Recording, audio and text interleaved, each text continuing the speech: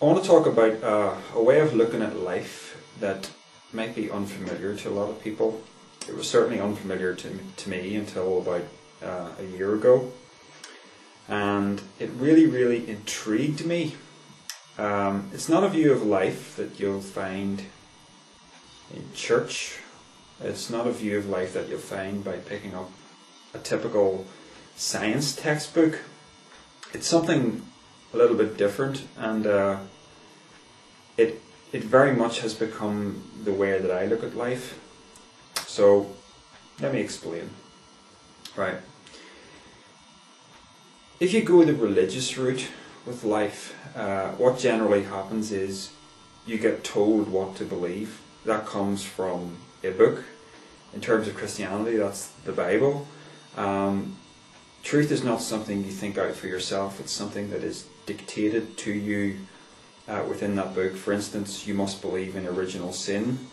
You must believe in God, the devil, angels, and there's a whole host of doctrines that all go along with all of this. So that's one way of looking at life.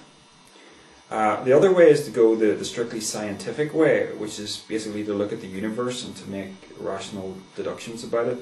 And through this way of looking at life, you tend to come to the conclusion that you're very insignificant, because it's like big universe, little me. And as you look at yourself from the outside looking in, you see that you're a body. You have a brain within this body, and that brain does certain functions that you can tie into what's actually happening with your own mind and thinking and emotions and everything. And you tend to come to the conclusion that you're nothing more than a brain and a body, and when you die, that's it. There's nothing more. There's no soul. Throughout my life, I could never really make my mind up between these two ways of looking at life.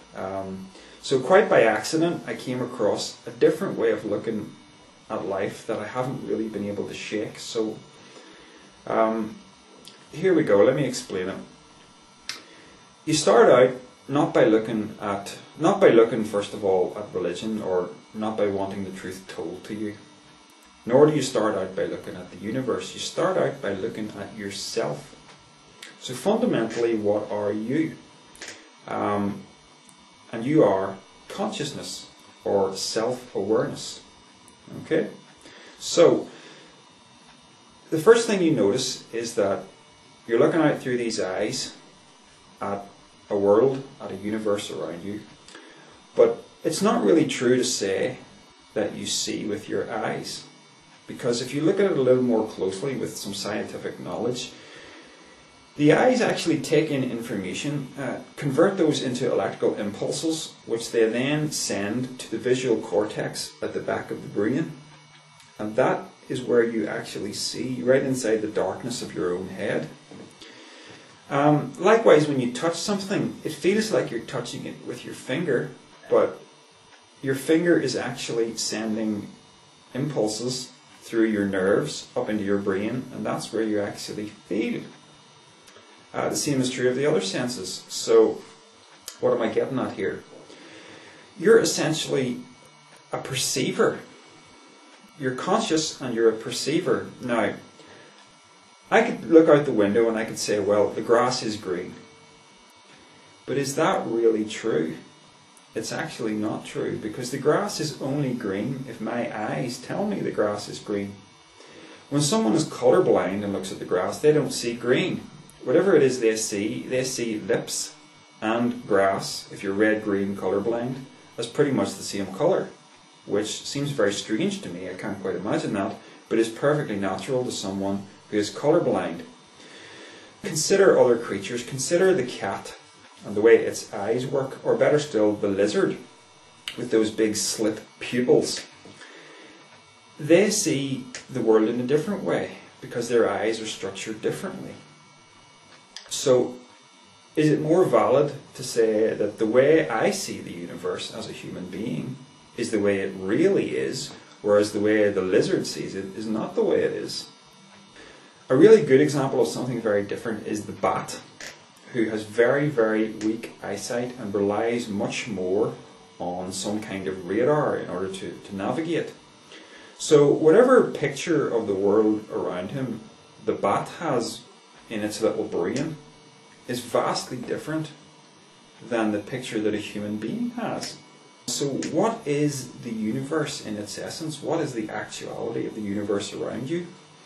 And the point I'm making is, you can't get at it because you are a perceiver, or rather, your body machine is a perceiver of the universe around it. So let me really jump off the deep end here and suggest that the universe is not actually three-dimensional.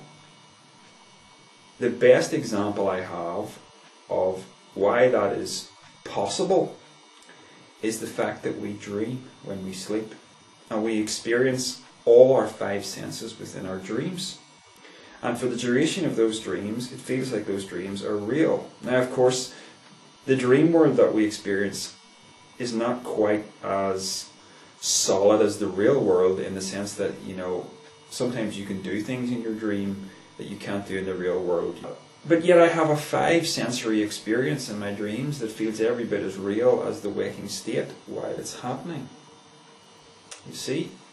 So basically, this consciousness of mine is capable of receiving data. And I have no real reason to believe that the universe around me is actually three-dimensional and solid in the way that we're conditioned to think it is. I'm kind of suggesting that the universe lies, and that seems wrong, because someone will react to this and say, oh, come on, you can't believe that. I mean, look, that's real. You know, it's physical. I can see it. I can touch it. It has to be real. But if you look way back, there's plenty of evidence that the universe actually does lie until you figure out the lies. Go way back to, I think 600 BC was when we first started to figure out that the Earth was not flat, it was actually round. Why did we think it was flat in the first place? I would suggest because our experience of it is flat. We human beings are so tiny in relation to the magnitude of the Earth that we essentially have a flat Earth experience in day-to-day life. So it's pretty natural to assume that the world is flat. But it's not true, is it? And we know that because when we get some extra knowledge about geometry and astronomy and everything, we can figure it out. The Earth is actually a sphere. So, I mean, one more example is, you know, if you've ever seen a cat play with its own reflection in the mirror, it can't figure out that it's not seeing another cat. Now, eventually it probably will, but initially it's having the experience of physical reality telling fibs. So it happens. And I have a very strong feeling that this idea that the universe is like a hologram, like a virtual reality hologram, this is the next big paradigm that we need to cross. At the very least, you have to admit that all the objectivity that science treasures rests on the subjectivity of human perception. And there is no way to get around that. Even in all that objective thinking, it's all based on trust. It's all based on the trust that your senses are not lying to you. So somebody might say, what difference does it make to my life? It's the understanding that you are not your body. I mean, ask yourself, if you really understood, I'm not my body's like a machine, it's like almost like a genetic spacesuit that I am wearing, that I am consciousness inhabiting and interfacing with this body, that I don't belong to the physical realm, the physical realm is just a perception. What does that way of looking at life do for you? I mean, at the very least, it casts a very, very different view on life after death. Because this view of life doesn't say a big universe, little me. It's big me, little universe. The universe is essentially inside you. You're not inside the universe. It flips the whole thing on its head. you're not your body, you are consciousness inhabiting a body.